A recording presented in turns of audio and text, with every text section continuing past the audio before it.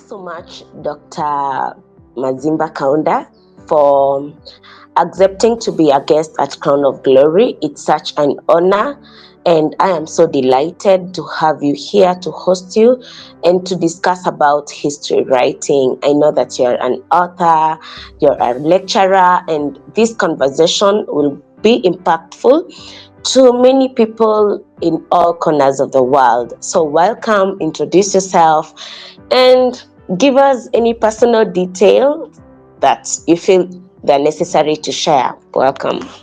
Thank you so much, Juliana, and I am so blessed to be on the podcast. Take every opportunity. I teach intangible cultural heritage studies at the University of Zambia, and I have been a teacher of history in high schools in Zambia for the past 10 years. So that is a brief background about myself. Thank you so much, Dr. Mazimba Kaunda, for being such a dedicated citizen in Zambia. About history, I never took history as a subject back in secondary school or high school. And I felt that history needs a lot of cramming power, and I only felt that I want to deal with facts, so I chose geography. What would you say about that? Is it true that history needs someone who can cram, who can grasp things?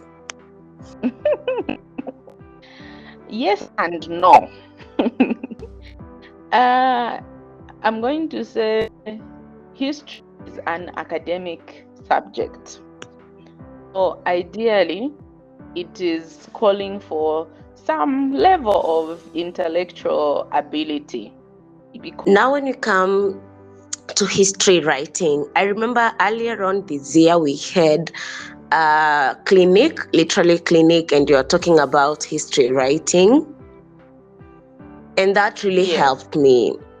I remember I submitted an article, and you went through it as a discussion group. Let me call it a discussion group, and you actually gave me advice on what to do, and that was amazing, because that really motivated me to know how to write about history. That when I'm doing an history writing or an article concerning history, there must be specific facts and chronological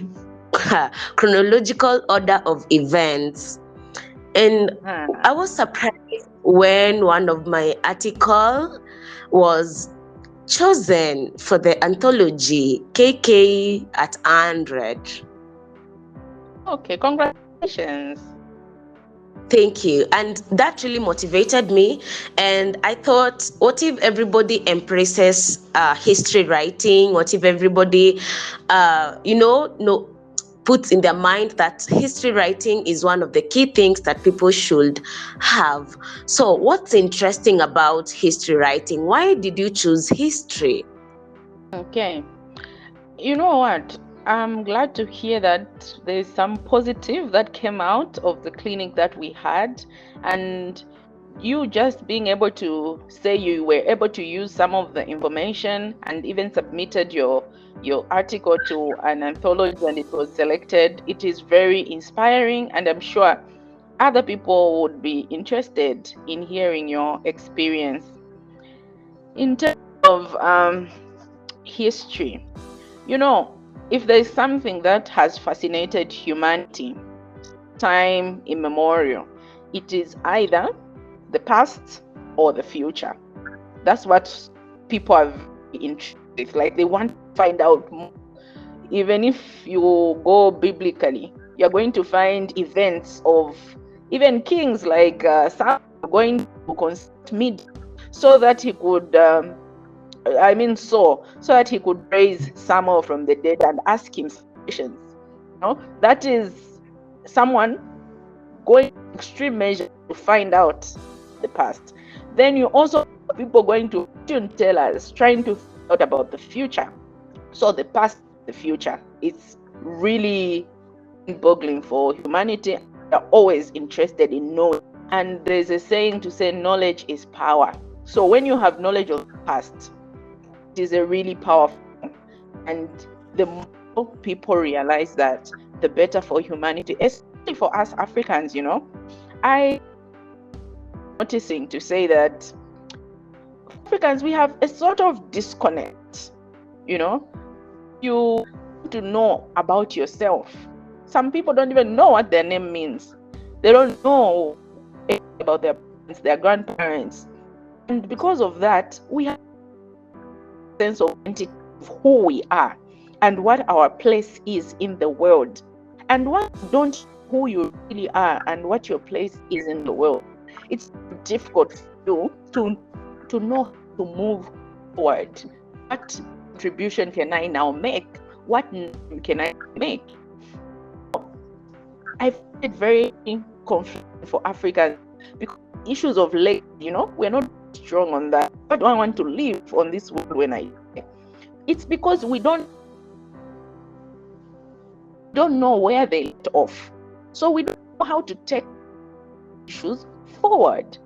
I'm coming in as a historian, basically, of humanistic angle to say that it's not even about an academic kind of an exercise. It's not about the degrees that you get, but it's basically the essence of who am I.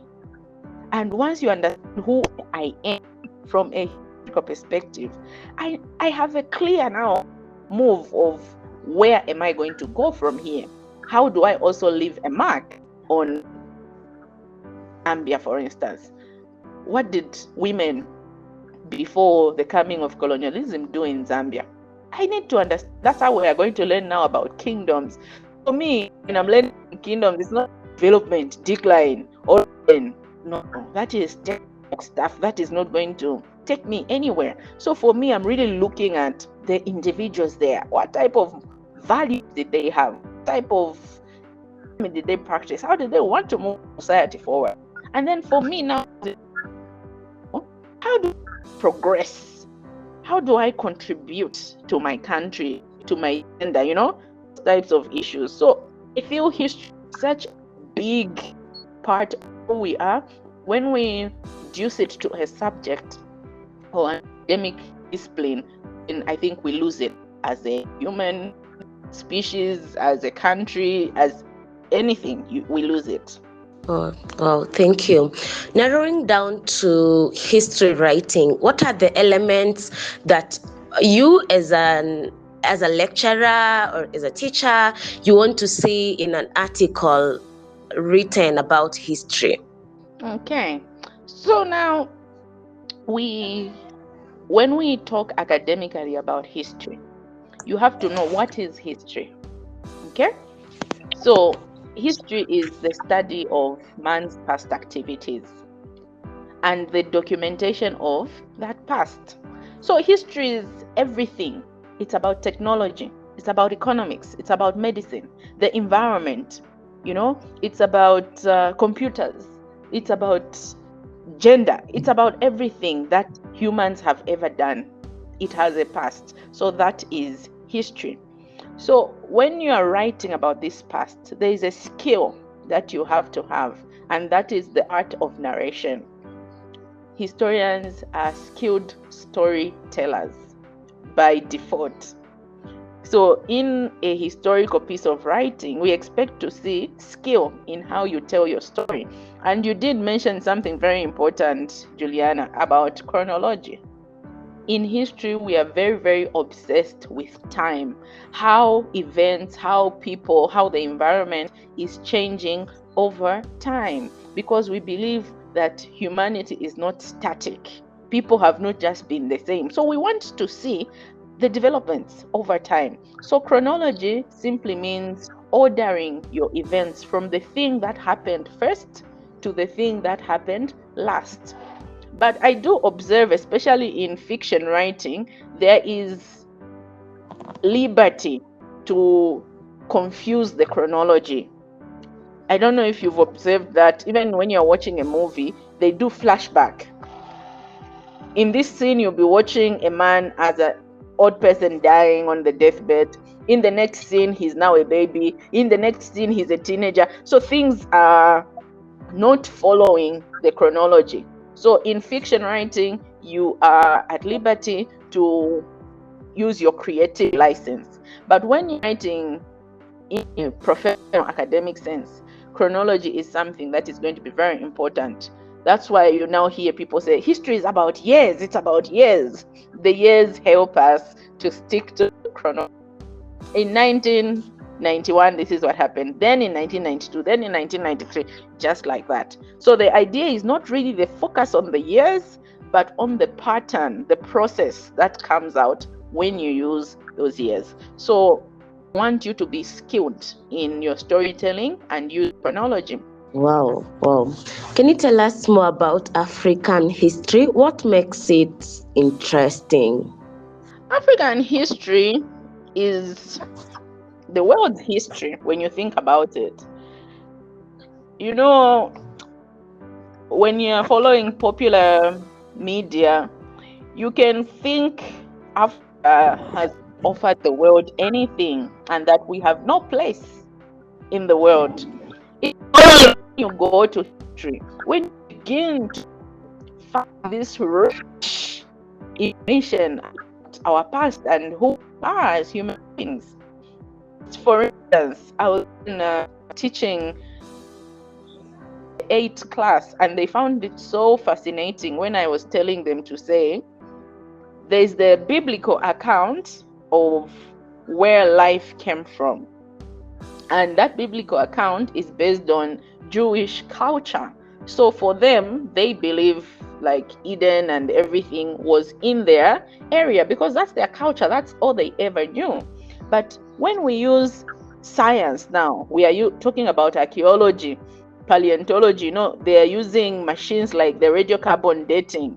They are finding that some of the earliest humans are actually in Africa. And that's why Africa is called the cradle of mankind. The first human being, to the best of our knowledge at this point, it's actually in Africa where that person lived. And it was only later on when these human species started leaving Africa to go to Asia, Europe, and all those things. So can you imagine what that information can do to our African children if it was popularized and they actually knew and understood what that means? To say everything you're seeing here, the origin has been Africa. When we talk about the great civilizations of Africa, like for instance Egypt, we have accounts of Europeans from Greece traveling to Egypt to come to universities there to learn. When we talk about the great Zimbabwe ruins, for instance, and there's been that controversy that has taken place for years to say who really built the great Zimbabwe ruins, and for a long time people said it could not be Africans because Africans are incapable of producing such amazing works, and evidence is now showing to say no, these are locally produced Zimbabwe ruins.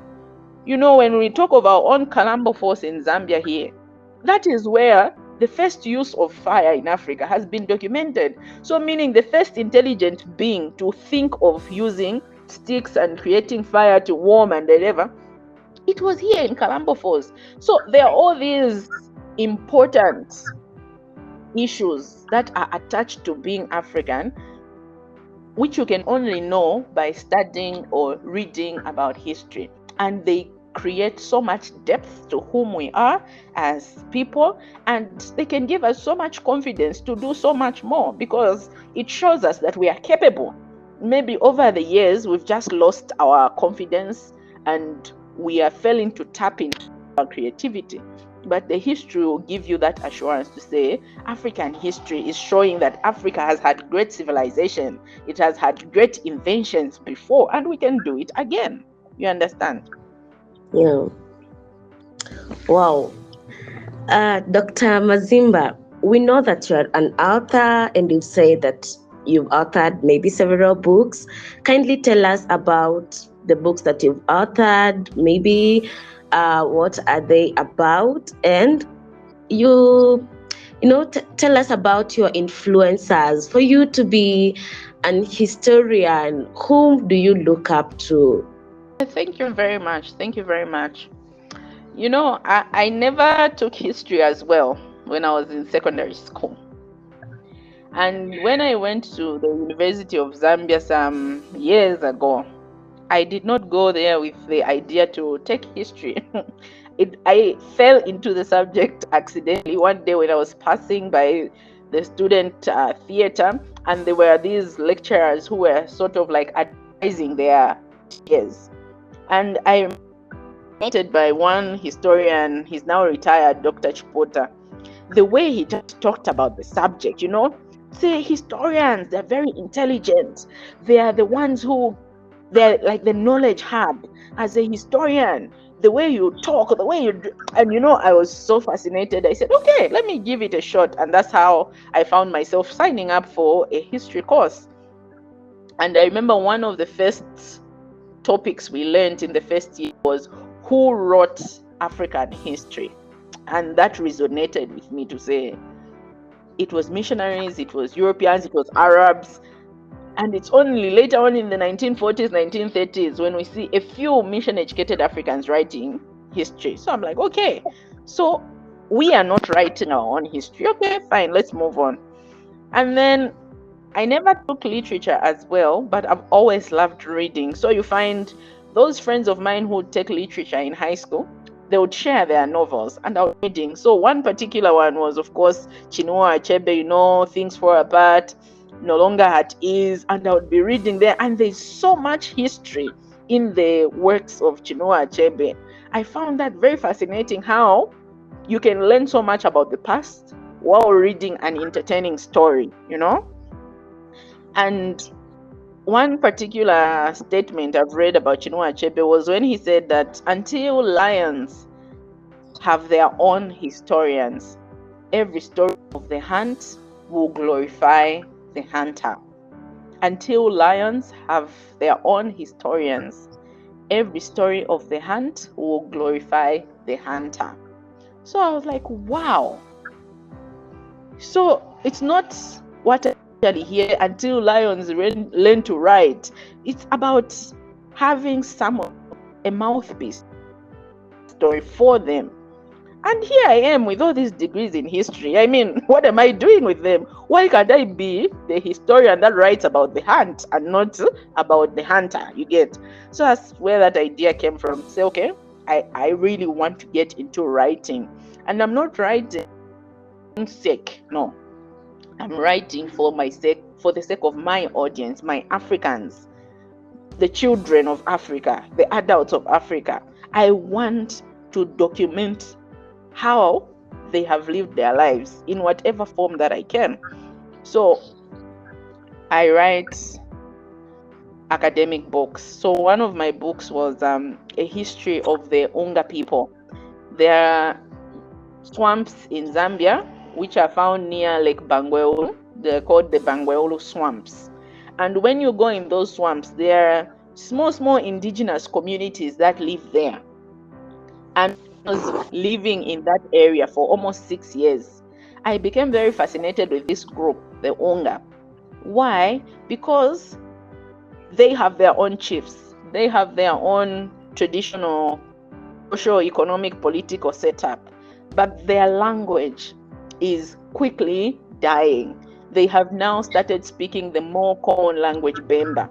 And the children that I was teaching in my class, who identified as Unga, when I asked them what language they spoke, without hesitation, they said, we speak Bemba. And I felt very sad to say, these children, their history is dying. They will teach their children Bemba.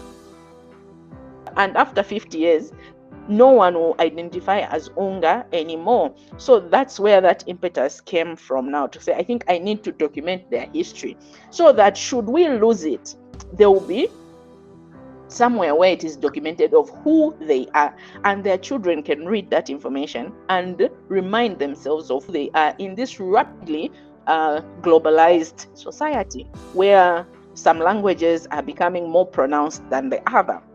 But you say, because my book was very academic, it was only finding audience in universities. You'd find a student from a university in another town will call you, my lecturer told me to read your book. But then the people themselves whom I had wanted to read were not accessing information because it was in a technical form. And you find even relatives would ask you, oh my God, you've written a book, I'd like to buy one. What is it about? And you say, it's a history book. Then oh, how I wish it was a novel then. But for history, I feel like, that's too academic. Unless maybe I'm a student, then I would read. So I realized there was a disconnect between what I wanted to do and whom I was doing it for. I realized, you know what? Why don't I venture in what people are asking of me? Let me try fiction. And you'll find, because I'm a historian, I am already good in the art of narration. And just naturally, as a person, I've been very creative all my life. I've done acting, in school, I won plays. So I felt I can combine that, the skill that I've learned from university on how to write, and then my creativity. So that is how I wrote my first novel, which is Living in Color. So in this novel now, there is the history which I'm trying to teach people. I'm trying to remind them of our glorious past. So I choose a real kingdom in Zambia, the Bemba Kingdom, and I research on the parts that are the things that you can pick out to say, these were the best in this kingdom. And those are the ones I pronounce down. So that it's an issue of pride. I deliberately leave out the negatives, which is a creative choice that I made, because I wanted our children, when they're reading princess stories, to also find a dark-haired girl with dark skin. I want children to know that Black people don't blush when they are feeling shy. I wanted them to know that they can't flick their hair, because that's what we've read for a long time, and we've also started thinking like that, like, I blushed, but no, I'm Black, I can't blush. Although my children refuse to say they're not Black, they're brown. So let me correct myself, we are brown. You see, so I wanted to also provide an equivalent for the Cinderella stories, the Snow White. Let's give ourselves a princess story. So that's where Living in Color is based. It's about a female heroine, a princess, living in a period when colonialism is just beginning. So I wanted to bridge the gap of the before and the life before the white people came. First Africans living in that period experience colonialism. How did it change? Readers to be very fascinated with the idea of, for instance, the dressing.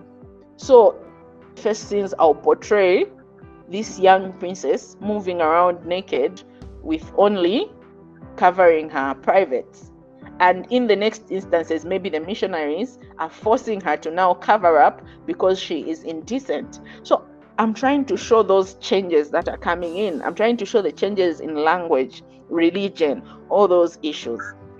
So that is what I'm doing. And I find that I've reached a wider audience with the novel.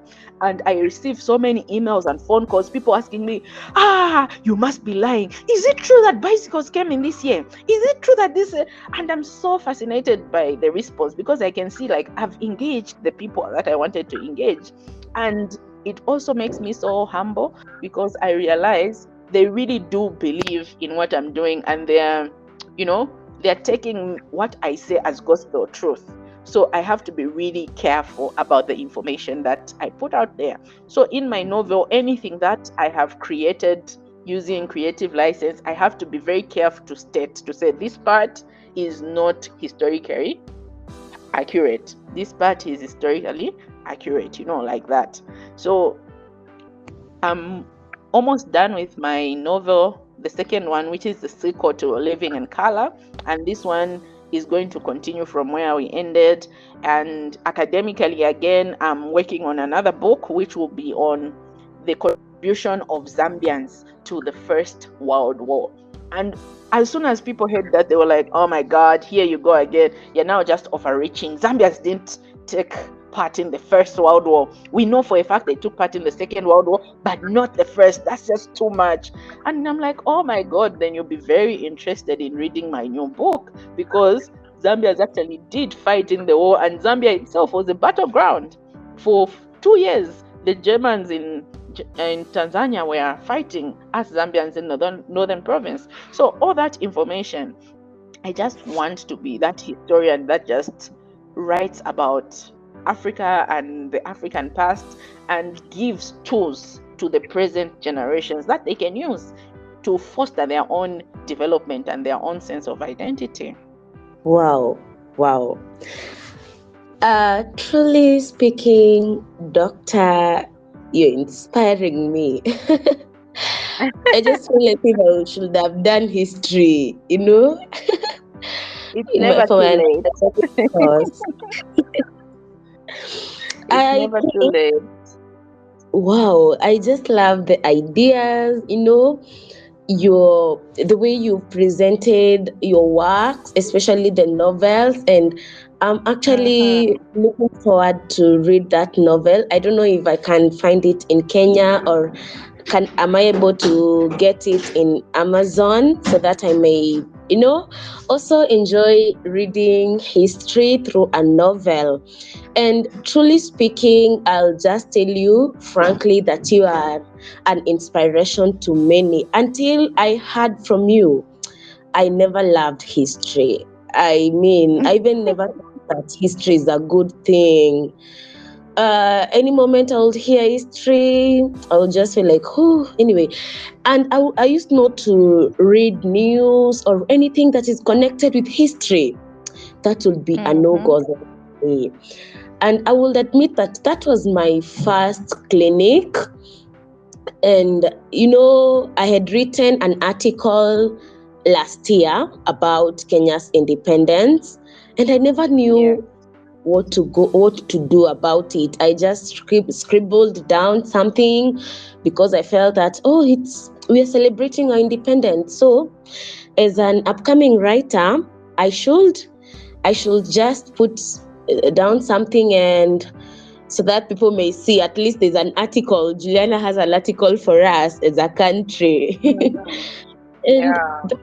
And Naziambo told me that I should produce something that I have written. I was really, really happy. And let me tell you, the first publication or the first article that has been published, written by Juliana, it's about history. I have never thought of that. And each and every time I think about that article about Kenneth Kaunda, I'm always motivated to attend those clinics. And so far, I'm also writing other articles. I love poems because they are short, structured, and I found that I have this ability. It's a strong, I don't know what to say, but I really enjoy writing short sentences.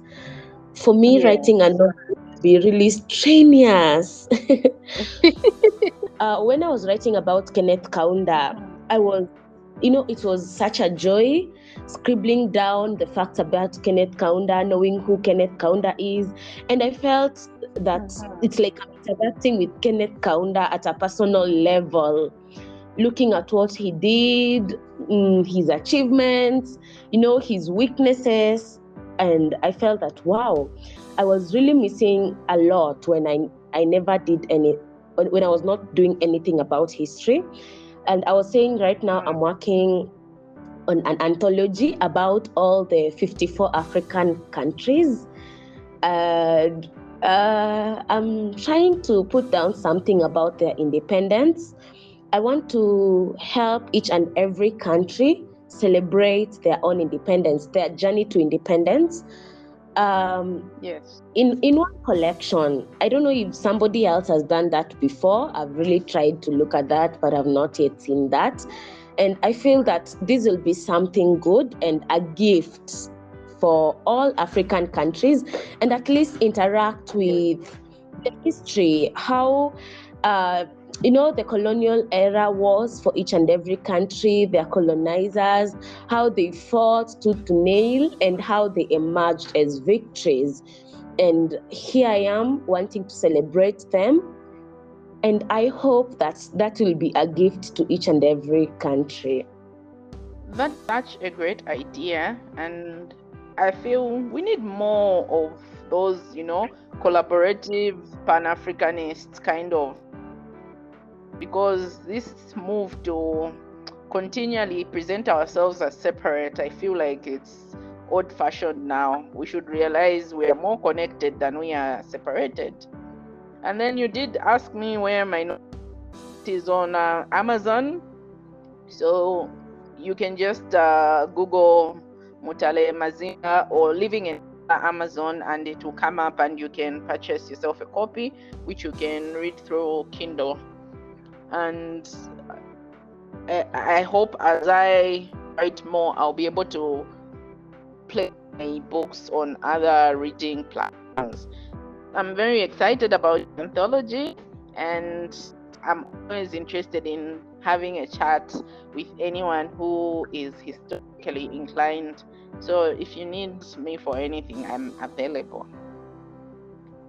Wow, thank you so much. So what's your parting shot?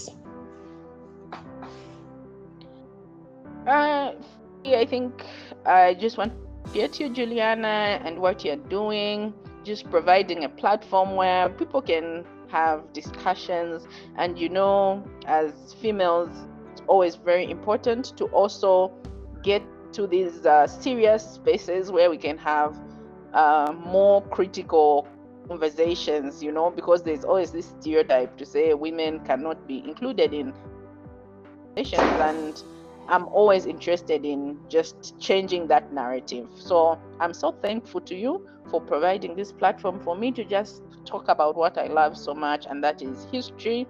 And to the audience, thank you for just listening to us. And I hope you have an inclination to read something historical about yourself, about your country, about whatever you're interested in, be it fashion, be it technology, be it medicine, anything that you are interested in, there's a history about that. So go for it. Thank you so much. Thank you so much, Dr. Mazimba Kaunda. It was a great time having you at Crown of Glory podcast, opening your heart, sharing your knowledge, and I am really inspired.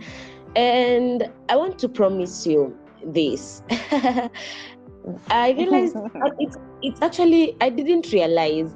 I noticed that you are the first person to propel, let me use that word, what is in me to come out. So I believe that you are my mentor, and I want to promise you that I won't fail you, and I'm going to dig deep into history and, get into spaces that have not been there. I'm looking forward to even learn more, search, visit archives, and be that historian that I never saw myself being. And even, as you've said, venture into spaces, hold very serious discussions about history. And this doesn't mark the last discussion about history. I will continue reaching out to you, and in the near future, maybe have deeper and deeper conversations about history. Right now, it was just an introduction. I'm looking forward to a place whereby maybe one of the times I'll read your novel and, just come here and go through the novel, do a book review about the whole novel, and it will be such a pleasure. Thank you so much. To our dear audience and listeners, thank you so much for tuning at Crown of Glory podcast. I will share out the contact and maybe email of our dear guest, and so that you may be able to reach out to her for those who have questions at a personal level. Thank you so much. Daktari, as we say here back in Kenya, doctor, we call them Daktari. Daktari Mazimba, thank you so much for finding time and being here. You're a blessing.